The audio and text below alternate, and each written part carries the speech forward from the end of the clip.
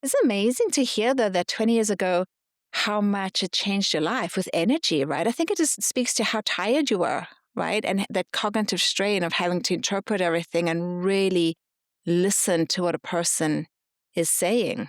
Yes, the listening fatigue is real. Yeah. It was exhausting. And a lot of it was about, like I couldn't hear on the phone. So someone would have to check my voicemail messages for me. I couldn't hear children. I had difficulty in most situations. And so there was always this planning that went on in my mind, how am I going to cope with this situation or that situation? And that part's pretty tiring too. Yeah. Um, but yeah, the difference was incredible. And it was immediate for the first one. It was immediate. On the way home from my activation appointment, I heard a song on the radio, and I knew the song, and I had not been able to hear the radio as an adult. Wow. So Yeah. yeah, it's like that's Led Zeppelin. Wow. What? Stairway to Heaven. Oh my gosh, what a song as well to hear. And it's nice and long, so you have time to figure it out.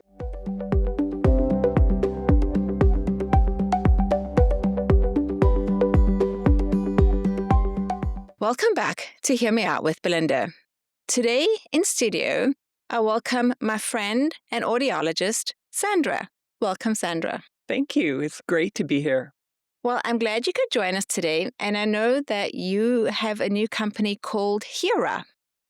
So before we get into what that stands for and means, I know that you wear 2 cochlear implants. Mhm. And so if you don't mind, for our viewers that don't know what that is, do you mind telling us what a cochlear implant is?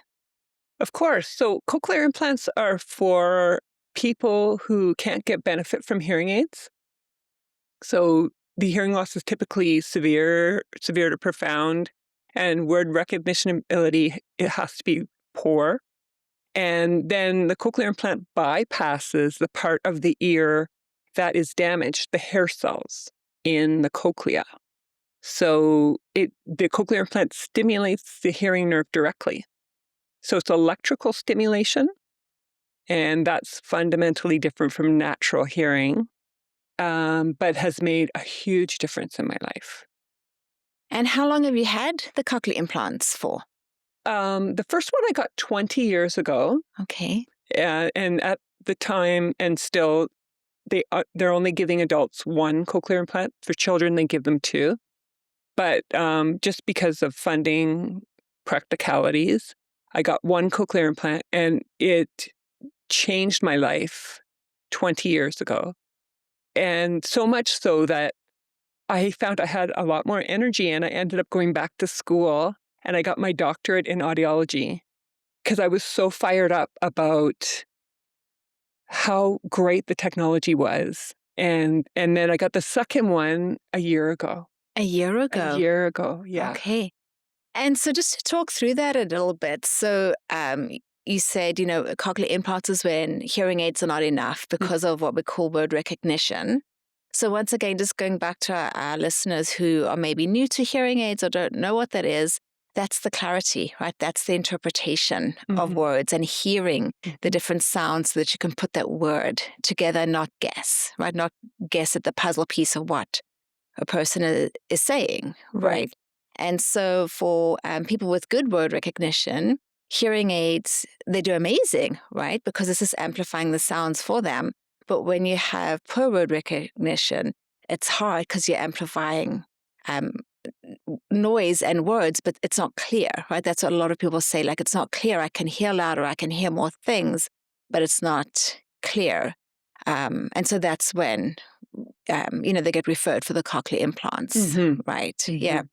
And it is amazing to hear, though, that 20 years ago, how much it changed your life with energy, right? I think it just speaks to how tired you were, right? And that cognitive strain of having to interpret everything and really listen to what a person is saying. Yes, the listening fatigue is real. Yeah. It was exhausting. And a lot of it was about, like I couldn't hear on the phone. So someone would have to check my voicemail messages for me. I couldn't hear children. I had difficulty in most situations.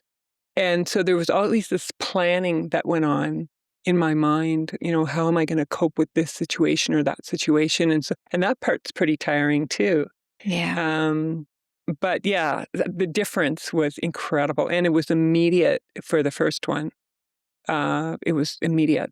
On the way home from my activation appointment, I heard a song on the radio, and I knew the song. And I had not been able to hear the radio as an adult, Wow. So yeah, it's like, that's Led Zeppelin. Wow. What? Stairway to Heaven. Oh my gosh, what a song as well to hear.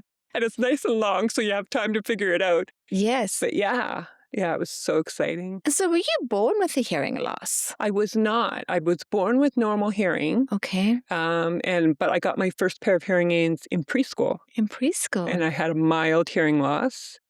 And then that progressed to a severe to profound hearing loss when I graduated from high school. Okay. Yeah. Yeah. And that's what led to becoming an audiologist. And, a lot of people have noble reasons for becoming hearing care professionals. They want to help people, or they knew someone with hearing loss. Mm. But I got into audiology because I wanted to learn how to cope. Wow. Mm-hmm. Okay.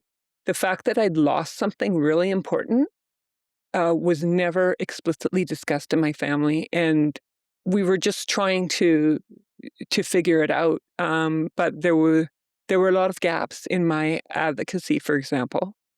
And so that's why I went into audiology. Is to learn more about it. To learn more about it, to learn how can I cope with this? Yeah. That must have been actually really difficult if I think about it, going back to the childhood and stuff. And just knowing from my own childhood and different things, not with hearing loss, but I think parents do the best they can, right, with the knowledge they have.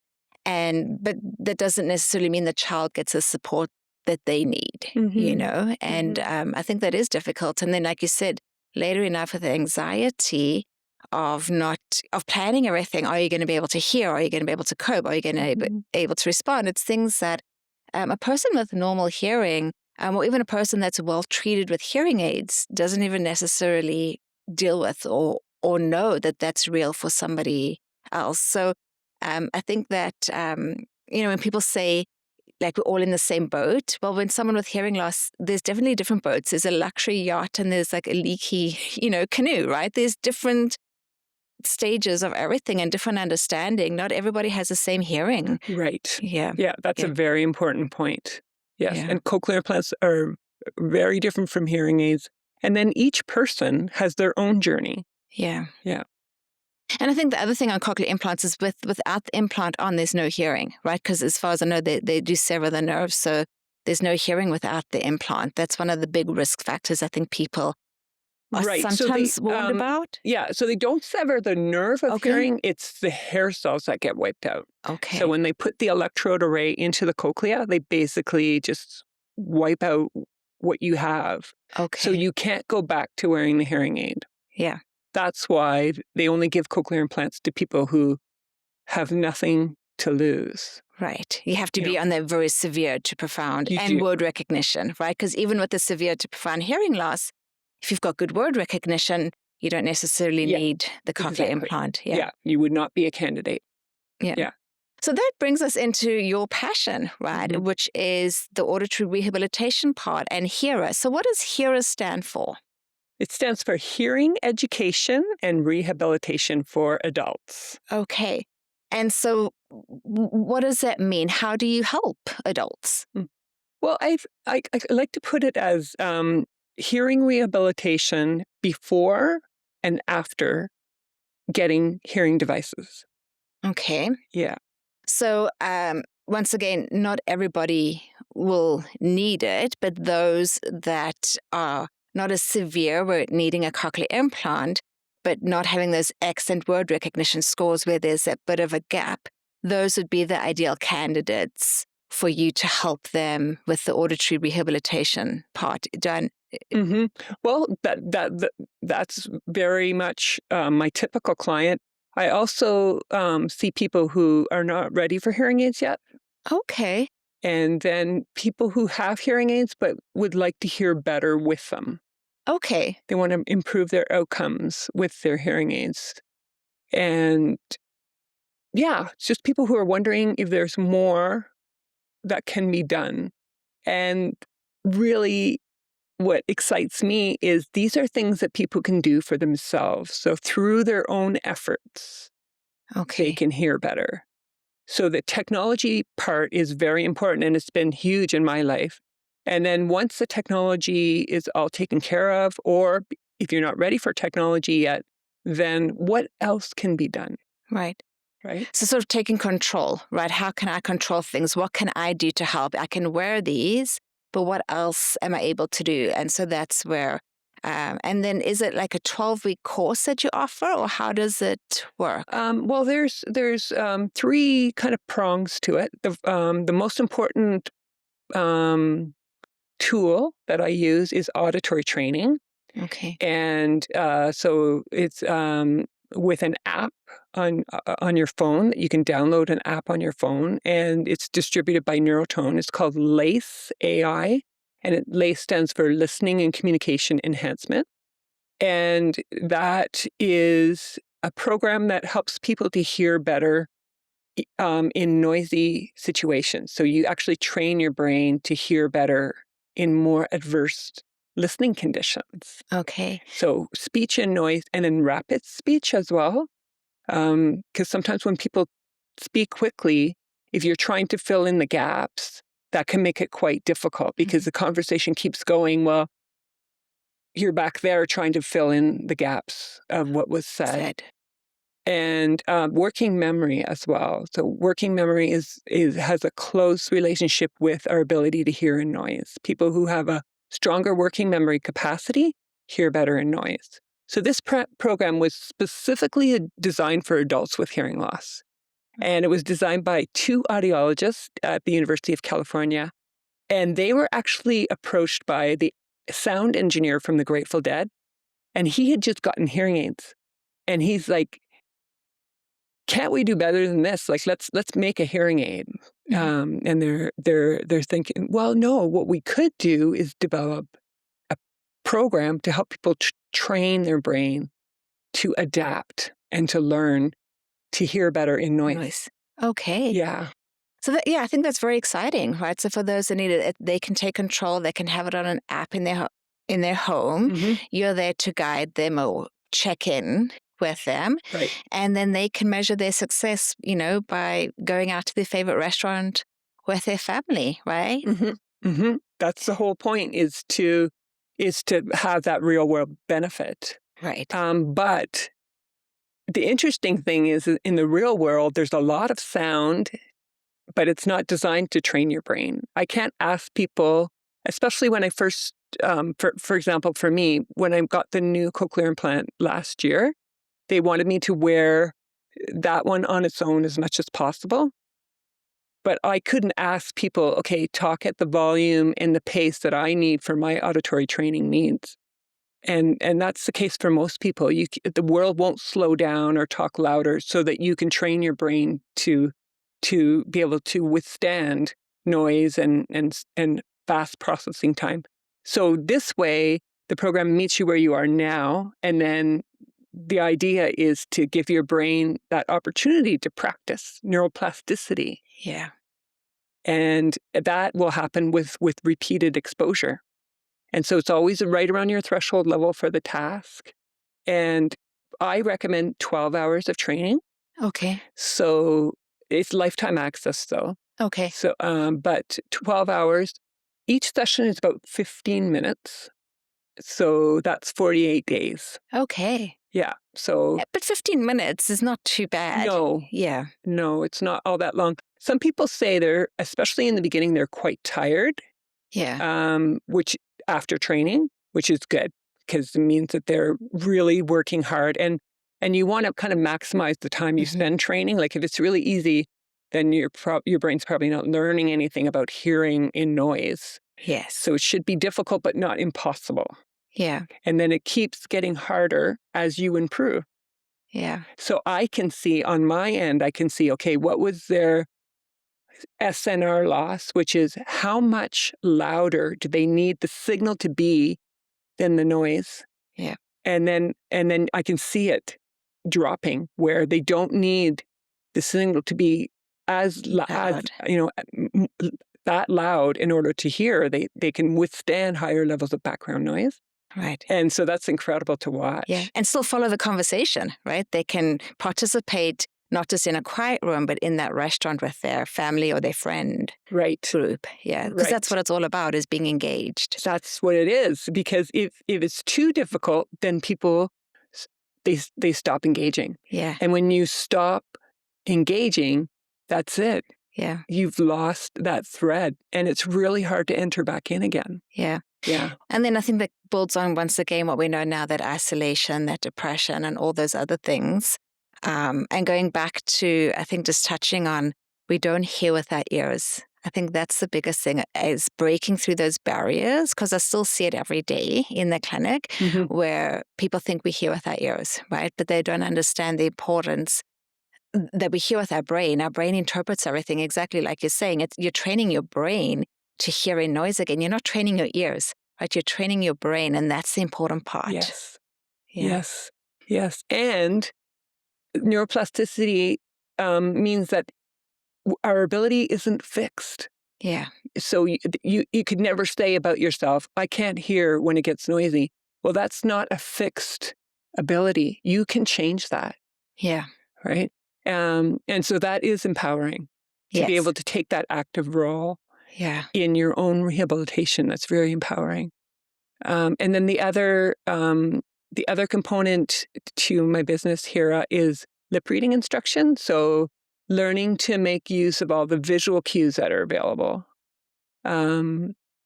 Because there's a lot of information that can be had visually. And then a third component is the strategies you can use in communication. So what are things that you can do to make the conversation go more smoothly? Okay. Yeah.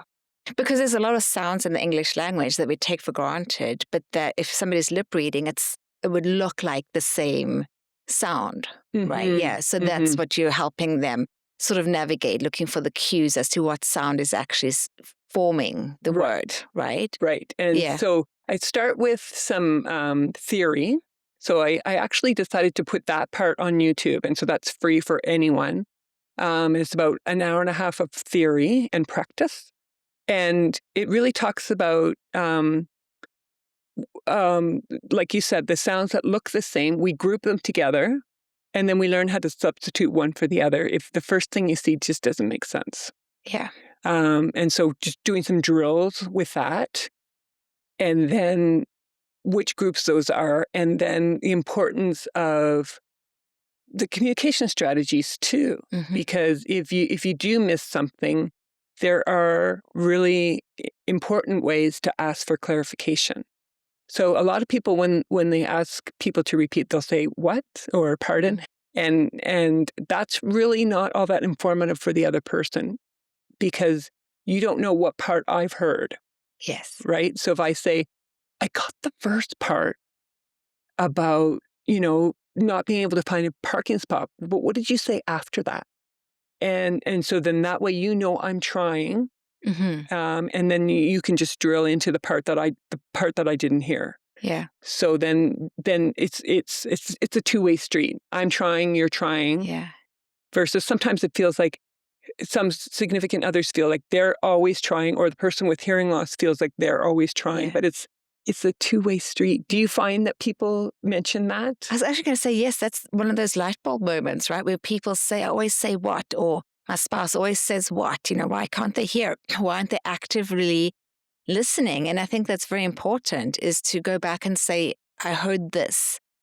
This is what I missed, right? It's really important in that relationship, right? Because there is that barrier, that breakdown where you get frustrated with the person, even just with my husband and I, thinking about even this weekend, he didn't have his hearing aids in, and he said what several times to me. And I do have patience, but he is my spouse. So there is a little bit, like there. And yes, I think I'm going to even coach him to say, I heard this, but not this. So then it's easier to repeat. That person's actually engaged. You don't feel ignored. Because even with him, you do feel ignored when he's asking what. You're like, why aren't you listening to me? Why don't you stop what you're doing to pay attention to what I'm saying? If you're not hearing, and it's not always the case. We know that, right? Mm-hmm. It's about that Mm-hmm. active listening, being present. But sometimes the person generally did not hear and understand what you said. Right, Yeah. right. And so those are called specific requests for clarification. And so another example would be, did you say they painted the door blue? Or what color did they paint the door? Or that kind of thing, so that people know that you are listening. It's just you didn't get part of it. And sometimes your attention is elsewhere because you're thinking about what they said. Yes. And there's a lot of effort when it comes to listening for people with normal hearing, but especially so for people with hearing loss. Yeah. And then once again, going back to that fatigue, right? And how you felt 20 years ago when you got your first implant, right? Of how life-changing it was, how much more energy you had. And that's just the difference, right? We overlook how tired we can be when we're having to listen intently or harder than someone with normal hearing can be. And do you find that people say that when you see them in your clinic? Do they talk about the effort? Some of them, yes, for sure. Some of them will say, and some of them, I think there's still a big denial. I think that's one of our biggest obstacles within the hearing care, professional world, is that there's still the stigma attached to wearing hearing aids. And I think we have to break through those barriers because, I'll still see, those older seniors coming in and they don't want hearing aids, but they're tired, and they're getting isolated and they are depressed and their family, is now concerned about them. And then you say to them, you don't have to, this can improve your quality of life. These are the things that it can help you with. And then when they come back, not always that person, but generally a family member will say, yes, they have more energy, that they're going out more for their walks now. So you can see that improved quality of life. I mean, obviously, that's just typical. Everybody is unique, but that is something I do see with older seniors that are definitely in that denial phase that don't want the hearing aid because they think it's going to make them look old, right? And once again, breaking through those barriers and telling them, I think I have a new caption actually for HearMeOut Canada when I'm like, hearing aids are not for the old. They are for the bold, right? Because you're taking back your confidence, you're taking back your quality of life, right? Mm-hmm. You're making a statement that I don't have to live like this. There is something that can help me, and I'm going to take, use it to the best of my ability to help me, And I want to be a full part of the conversations. Yes. I don't want to be sitting in the corner, right? I want to be engaged. I want to be hearing you. I want to be listening. So when I ask you, I didn't catch, what you said there, or, like it's me trying to engage, and all of that. So, yeah. Yeah, because sometimes you hear about people, they don't want to go out, right? They'd rather stay home. And because it's difficult to hear and they feel like people maybe aren't including them. Yeah. But other people don't know why they're not participating. Maybe they're having a bad night or whatever. We can't read each other's minds. That's it. Right. And so that's why I think it's really important to disclose hearing loss. Yeah. Do you find that people are reluctant to tell other people that they have hearing loss? Absolutely. Yeah.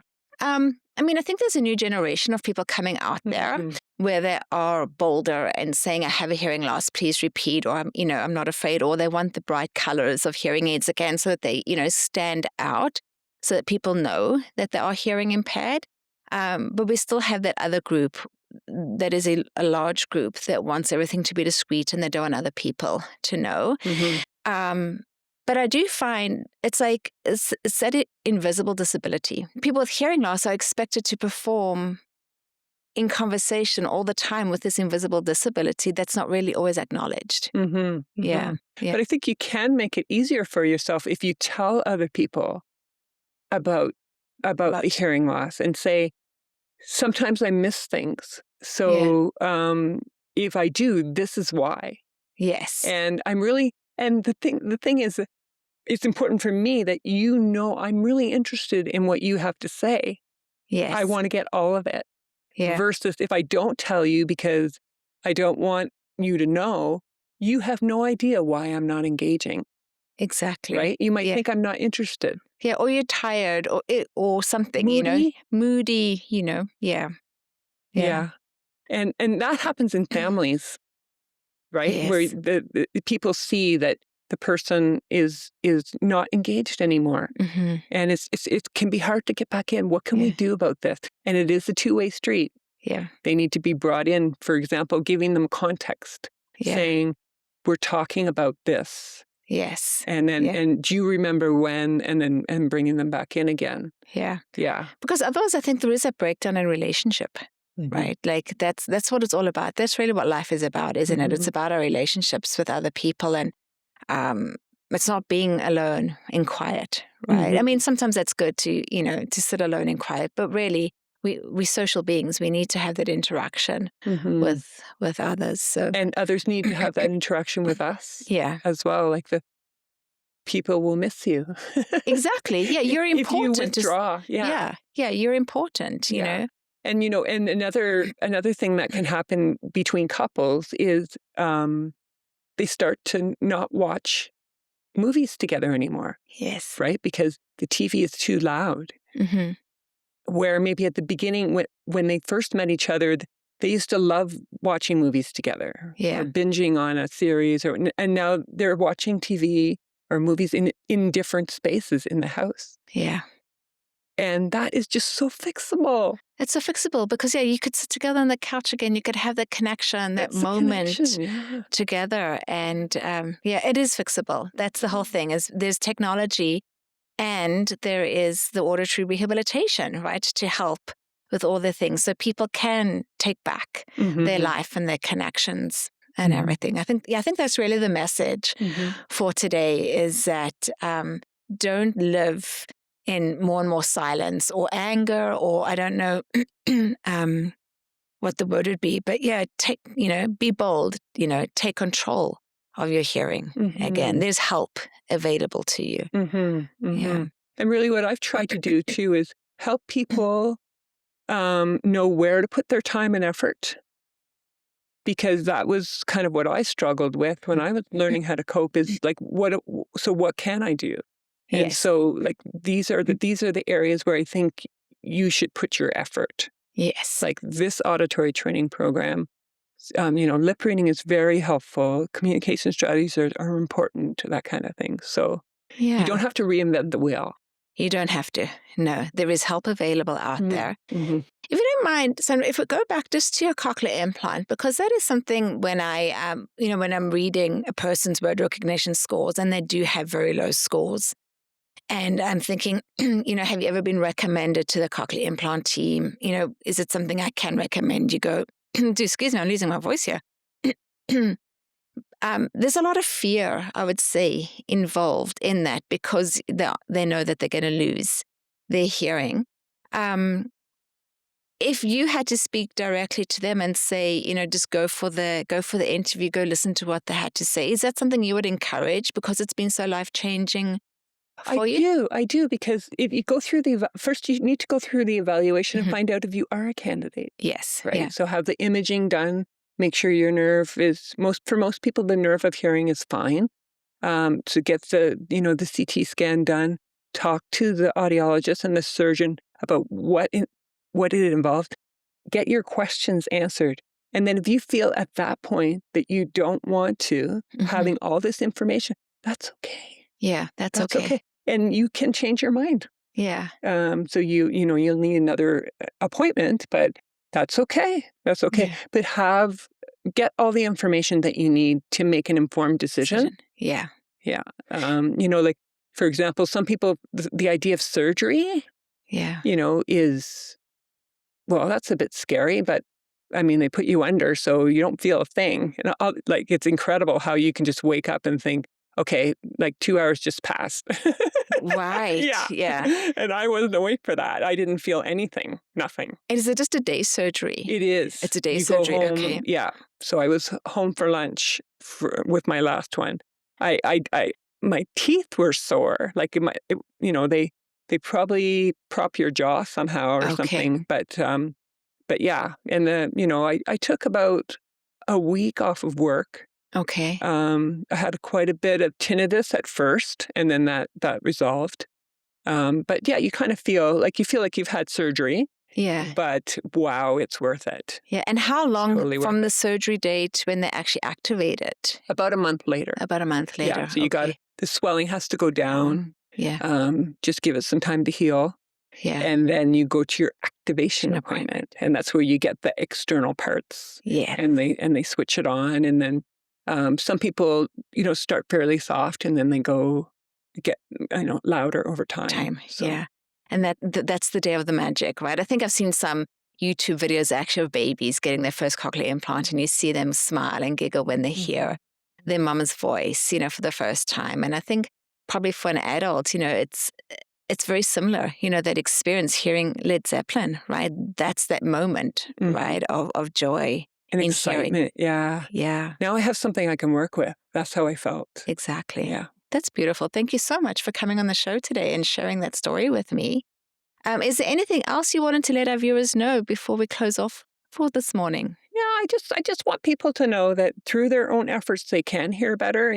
The devices, the hearing devices are important, but there's other things you can do. It's not the only step. It's not the only step. So, yeah. Especially if you're really struggling in noise, right? So, exactly. Yeah. No reason. Well, there is reason to struggle, but it's these things aren't fixed. Yes. You can improve them. You can improve them. Yeah.